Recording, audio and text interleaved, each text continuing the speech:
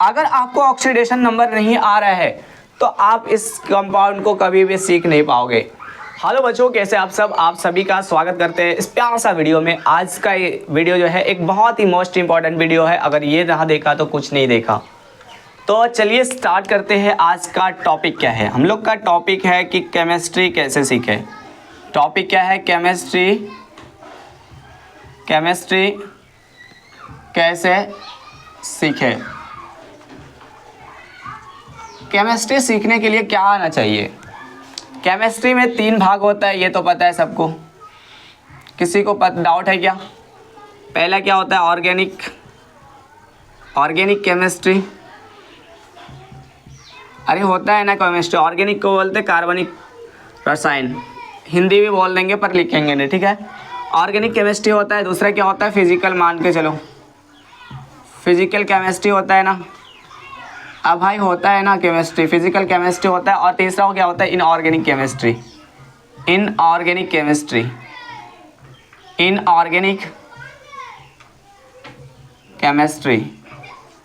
तो 11th वालों के लिए ये बहुत ही इम्पोर्टेंट है जानना कि आखिर उनको किस चीज़ों की ज़रूरत है जिसके वजह से वो केमिस्ट्री को सीखने में असमर्थ है।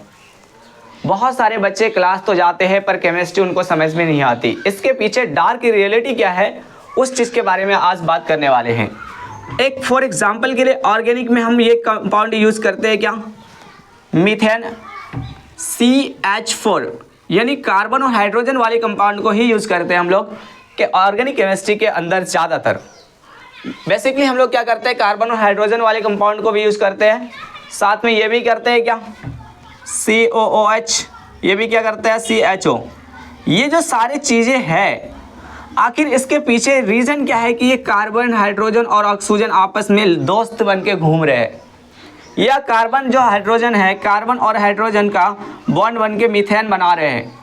इसके पीछे एक डार्क रियलिटी ये है कि आपको वैलेंसी आना चाहिए। क्या आना चाहिए? वैलेंसी को ही बोलते हैं ऑक्सीडेशन नंबर। तो अगर आपको ऑक्सीडेशन नंबर नहीं आ रहा है तो आप इस कंपाउंड को कभी भी सीख नहीं पाओगे। तो ऑर्गेनिक केमिस्ट्री जानने के लिए सबसे बेहतर है कि आप ऑक्सीडेशन नंबर निकालना सीख लो। आपका ऑर्गेनिक प्लस में इनऑर्गेनिक दोनों क्या हो जाएंगे? स्ट्रांग हो जाएंगे। ऑर्गेनिक और इनऑर्गेनिक को अगर स्ट्रांग करना है तो क्या आना चाहिए आपको? ऑक्सीडेशन नंबर या वैलेंसी। आपने बचपन में सीखा होगा कि वैलेंसी कैसे निकाला जाता है। अगर कोई टीचर या कोई शिक्षक पढ़ा रहे तो बच्चों को सबसे पहले मैं बोलूँगा कि उन्हें वैलेंसी सिखाया जाए। और दूसरा बात बोलते हैं कि फिजिकल केमिस्ट्री में क्या आना चाहिए। ऑर्गेनिक केमिस्ट्री का तो फंडा क्लियर है कि आपको आना चाहिए क्या? वैलेंसी। जैसे फॉर एग्जांपल के लिए चलिए देखते हैं कि कार्बन के पास कितना वैलेंसी होता है। अरे कार्बन के पास कितना होता है बाबू? 4। निगेटिव हो पॉजिटिव हो, क्या है? निगेटिव होगा। तो हाइड्रोजन क्या करता है? +1 रहता है। हाइड्रोजन और कार्बन क्या करता है? ये 4 हाइड्रोजन मिलने के बाद चारों तरफ से हाइड्रोजन कूद जाता है। और कूदने के बाद क्या होता है? जब इसका पेट भर जाता है, एक ऑक्टेट को पूरा करने के लिए कितने इलेक्ट्रॉन की रिक्वायरमेंट होती है? 8 इलेक्ट्रॉन की रिक्वायरमेंट होती है ना। हाँ, तो केमिस्ट्री में क्या है? कंपाउंड को स्टेबल बनाना है। तो इस कंपाउंड को CH4 जो बना, यानी इसका जो बॉन्ड है, जैसे C डबल बॉन्ड सिंगल, यहाँ पे एक इलेक्ट्रॉन है, ये एक इलेक्ट्रॉन इधर पे है, एक इलेक्ट्रॉन यहाँ पे है। ये क्या कर रहा है? आपस में कंबाइन करके एक अपना स्टेबिलिटी को कंज्यूम कर रहे हैं, ठीक है। यहाँ पर क्या कर रहे हैं? ये अपना स्टेबिलिटी को कंज्यूम कर रहे हैं। तो यहाँ पर डार्क रियलिटी ये क्या था इसका अंदर का? वैलेंसी।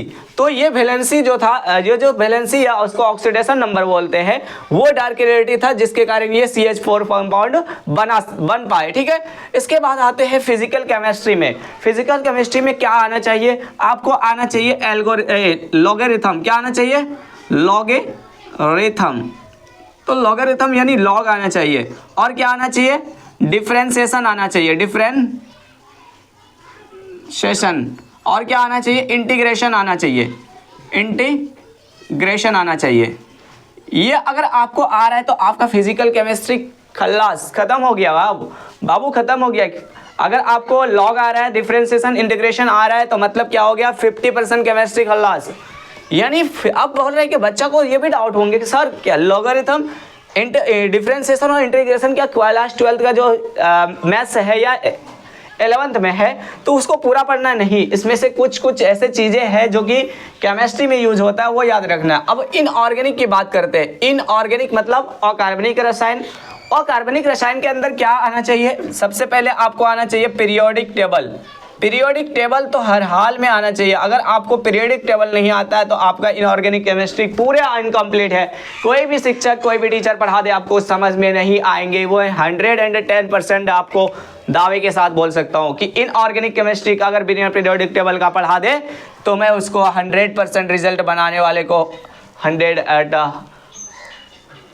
100% बोल सकता हूँ कि वो बच्चा कभी भी केमिस्ट्री, इनऑर्गेनिक केमिस्ट्री को नहीं सीख सकते हैं।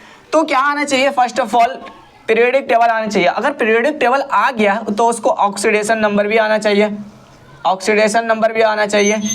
ऑक्सीडेशन नंबर का मतलब क्या हो गया? यानी कितना इलेक्ट्रॉन कोई भी जो मेटल है, नॉन मेटल है, वो लॉस कर रहे हैं या गेन कर रहे हैं, लॉस कर रहे हैं या गेन कर रहे हैं।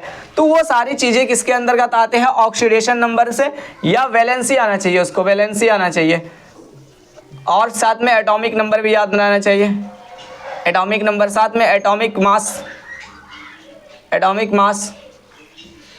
तो ये सारे चीज़ें क्या है, एक केमिस्ट्री को समझने के लिए, अच्छे तरह से समझने के लिए, रट के तो 100 ला सकते हो, लेकिन केमिस्ट्री को समझने के लिए ये सारे चीज़ों का जानकारी होना बहुत ज़रूरी है।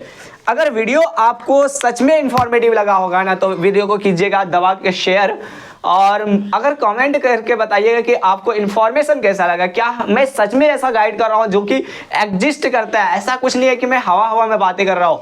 आपको इतना सारा चीज़ें आना चाहिए, तभी आप क्या कर सकते हो, केमिस्ट्री में किंग बन सकते हो। Thank you for watching my video. मिलते हैं नेक्स्ट टाइम, तब तक के लिए जय हिंद, जय भारत।